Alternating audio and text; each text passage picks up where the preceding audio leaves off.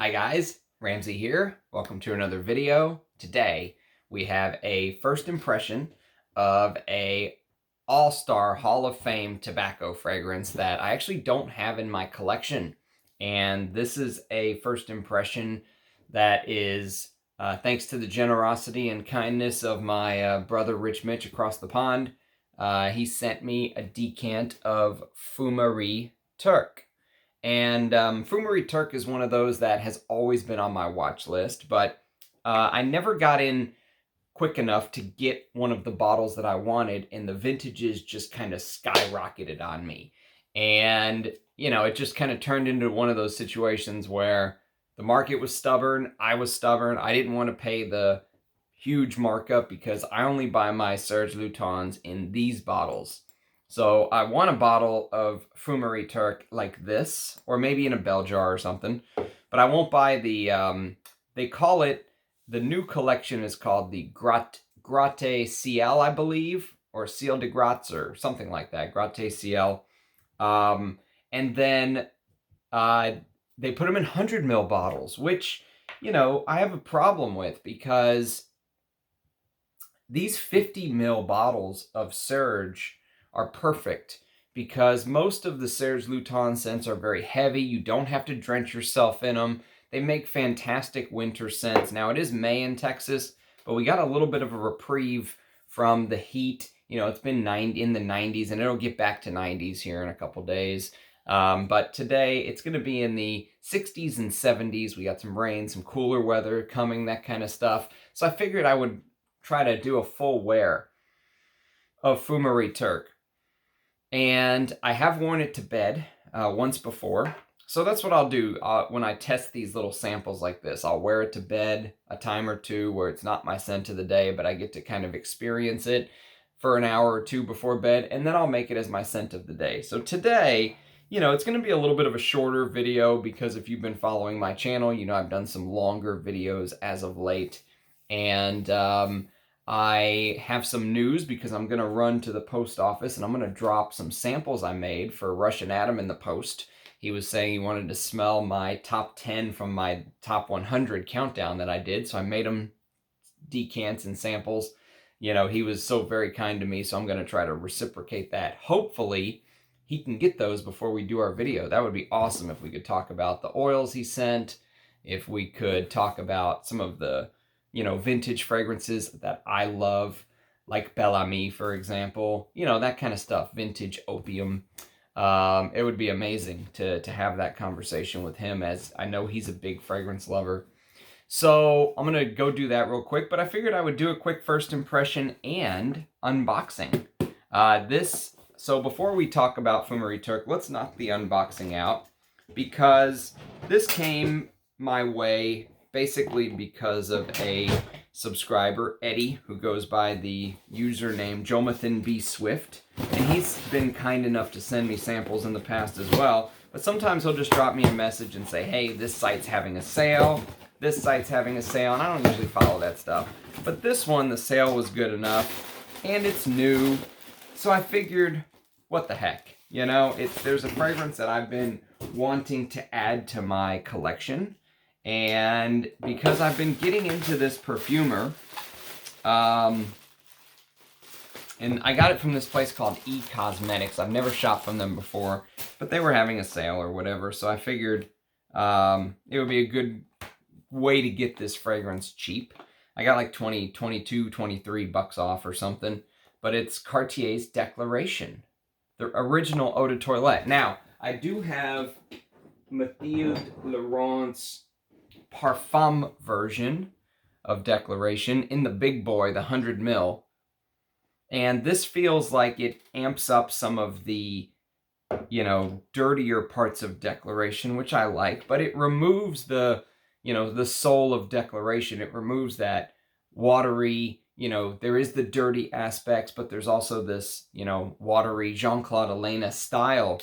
And what's interesting is I did a video the other day where I was talking about how Edmund Rudnitska only had a couple main students, and I left out his son, which wasn't fair because Michel or Michael Rudnitska, I'm not sure how you pronounce it. I think it might be Michel Rudnitska. He, even though he was his son, he was also a student of his father and his work. But the main two students was Pierre Bourdon was the main student, and then there was Jean-Claude Elena, who kind of got training on the side. He wasn't there every day like Pierre Bourdon. He didn't get as much hands-on training, but what he got, he really took to heart, and he created Declaration. And one of the most knowledgeable fellows I've ever come across, and I've been watching some of his videos on Instagram. I actually signed up on Instagram just to watch his videos because I don't do social media. I don't have a Facebook or anything like that, but I actually signed up on Instagram just to watch his videos because there's so much knowledge in there. Is the Scented Devil. And he was saying that Declaration is a love letter to Eau de Hermes. And I love the way he put that because that's exactly spot on, exactly what it is. I have smelled this before, not this particular bottle, this is brand new. But I have smelled the regular Declaration before. And now that I'm appreciating Jean-Claude Elena's work even more, I figured I have to own the original.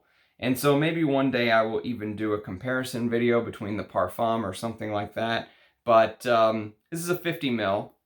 This is the little guy compared to the big boy of the Parfum. But excited to kind of dig into that because I'm starting to really appreciate Jean-Claude Elena's work. And this fragrance, basically, it got Jean-Claude Elena the job as in-house perfumer at Hermes because Hermes realized that, hey, this guy, Jean-Claude Elena, was a student of Edmond Rudnitska, and he basically made an Hermes fragrance in a Cartier bottle is basically what he did.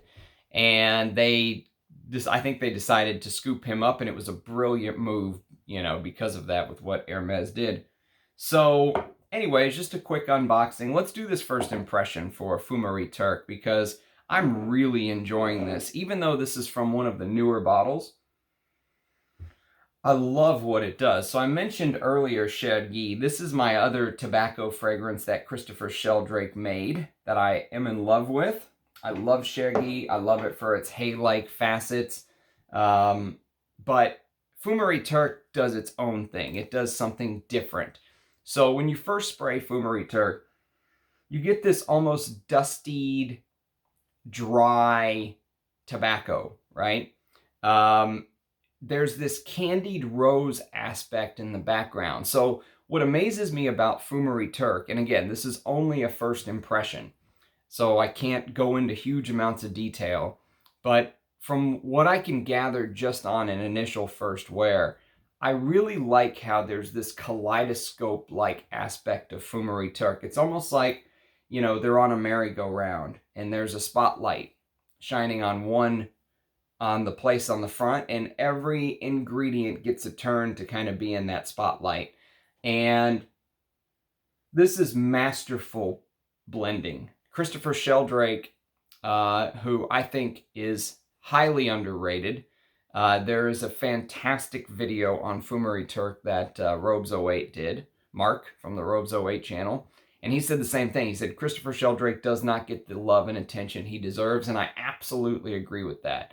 You know, if there was one perfumer that is, you know, underlooked, underappreciated, even though he's doing his thing at Chanel, you know, he's working with Olivier Polge as master of ingredients. He has a very important job, all that stuff. But his perfume blending and his creativity, his time at Serge Lutens, even though there are people like me and, you know, in the community, members who appreciate what he did, most of the general perfume-loving public, let's say, highly underrates his work, I think. So whenever the notes of Fumerie Turque kind of mix together, and I'll give you a quick note breakdown, what you get is you get beeswax, resins, jasmine, candied rose. So that candied rose really has me smitten because the candied rose with leather, okay, you know leather is one of my favorite notes, with patchouli, with tobacco. The candied rose mixes with all of that, and maybe it's the mixture of the tobacco, but you get this obviously smoky vibe. It is a fragrance that has a little bit of smoke, but it doesn't smell like you're smelling frankincense smoke, right? It doesn't smell like you're smelling, you know, something like Healy's Cardinal. It doesn't smell like it's a straight incense. The smoke here smells almost like you have... Here's what it smells like to me. It smells like, have you ever seen anyone make candied apples where they take the apple on a stick and they dip it in that caramel candied, you know, funk, and they set it aside and let it dry? It's almost like someone took a rose and dipped it inside of the candied element to make it a candied rose, and they set it aside to dry. And as soon as it dried, the manager of the joint came and said, you know what, I'm going to smoke that rose. And they take the rose and they stick it in a blender with all of the candied elements on it, and they blend it up and they put it in a hookah. And they put the coal on top, and when you put the coal on top of the hookah, the foil, it lets off that smoke, let's say. Or you take a hit of the hookah and the smoke kind of fills the room.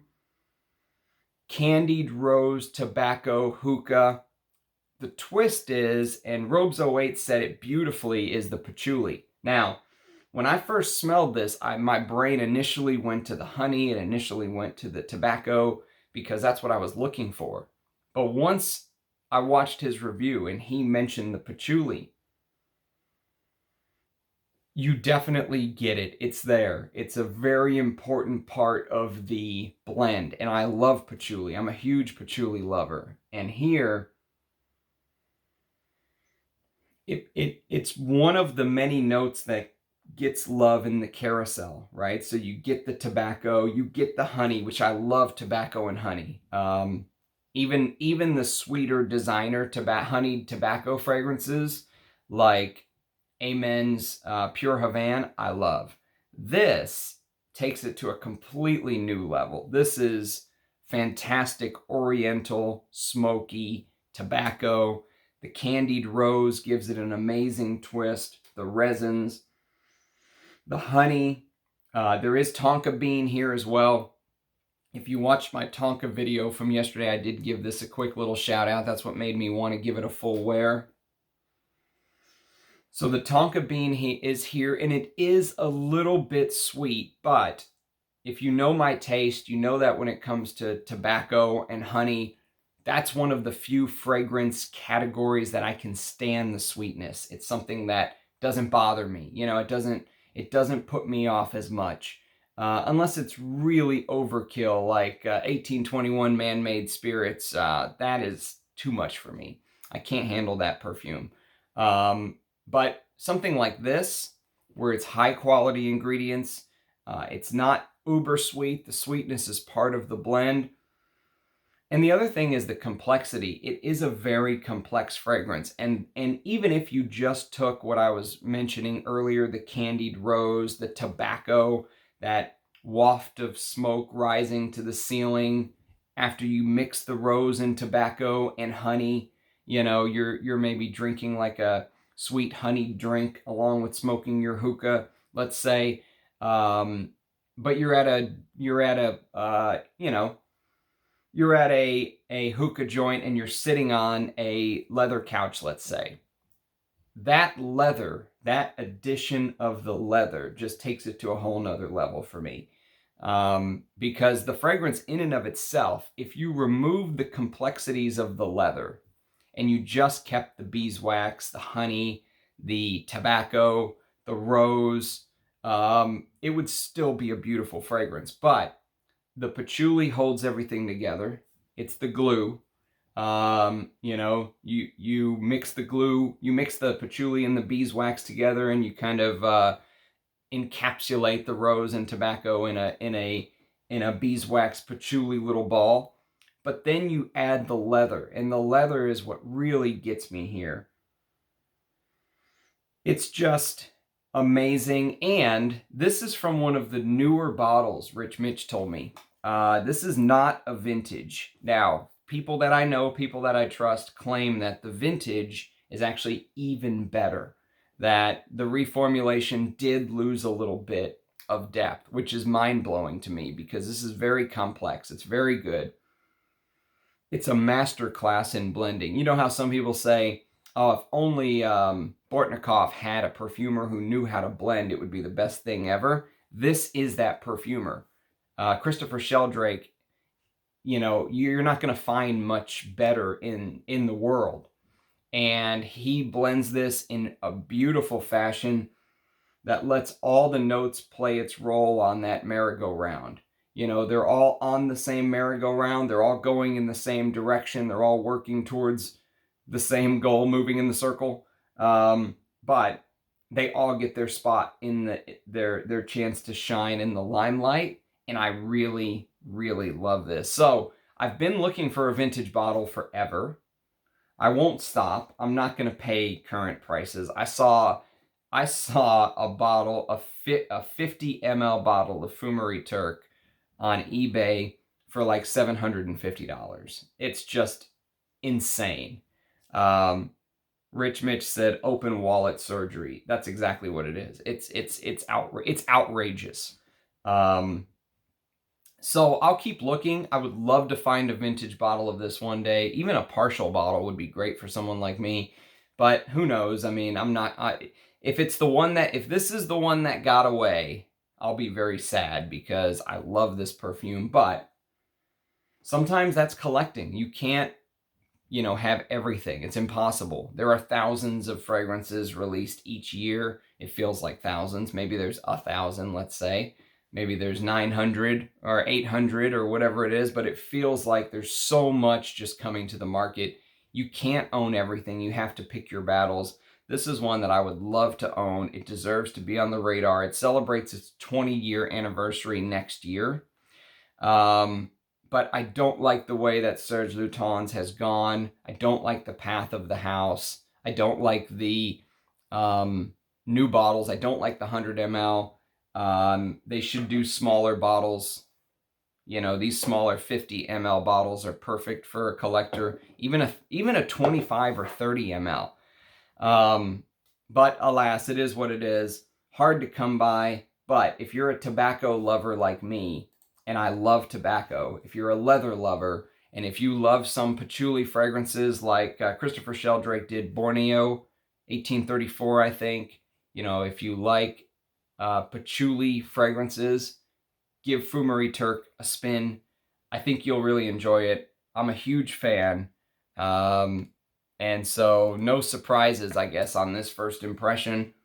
Nothing groundbreaking, but I will tell you that giving it a full wear impressed me even more than when I wore it to bed. It's stunning. You know, having the aura around you, 60, 70 degree day out, probably about as high as you want to go. If it starts getting into the 80s, it might become a little bit more powdery. That's something that there is a little bit of a dichotomy of. There's some opposing forces. You know, it's the dry, dusty tobacco on one hand versus the powdery tonka that starts to come out in the dry down. There is a little bit of powderiness that starts to move to the forefront, and that powdery tonka mixes more and more with the patchouli as the dry down goes along. And my guess is that's why Robes 08, that's why Mark from the Robes 08 channel said that this is a patchouli, that patchouli is the skeleton of this scent. I see exactly why he said that. As it's starting to dry down more, I've got about a 3.5, maybe 4 hour dry down here. And it is starting to become more and more powdery. And that powdery tonka mixing with the patchouli starts to come to the forefront more. But it's so good. You know, even in this new reformulated bottle, it's so good. So that's pretty much my take on it. Let me know if you have experience with Fumerie Turque. Thank you for watching the unboxing. I'll be giving Declaration, you know, a full wear pretty soon, talking some more about it. You could even do, this could be spring, summer. This could be fall, winter, if you're that kind of a guy where you try to go season specific. And so just a quick video. I've got longer videos coming. It's currently May 23rd right now. Before the month of May, I want to knock out my Muguet, my Lily of the Valley. This is not a top 10 because May is Muguet month, and it deserves a little bit of love, a little bit of shout out. You know, something that for someone like me that loves masculine perfumery, most people don't think about Lily of the Valley, but it's such an important note. I'll try to go through some of the history with you guys. And so I do have some longer videos coming up, and fingers crossed, me and Russian Adam can get our collab going on in the next week or two. It would be great, even if it's only an hour, just to spend some time with him chatting, picking his brain. It would be an honor. So thanks for watching, everybody. A like, a subscription, you know, a thumbs up, all that good stuff always helps. It helps with the exposure. But like I've said before, I'm not here to become YouTube famous or anything like that. Just want to share the love and passion that I have for perfumery. But I want people in my circle, in that circle that I consider our little tribe, you know, to be able to find me as well. And so that's where the thumbs up on the videos, the comments, the subscription, all that stuff helps. It helps the channel more so other people who are like-minded like us can find our little community here. So I appreciate everyone watching, guys. Cheers. I'll see you again tomorrow with another video. Bye-bye.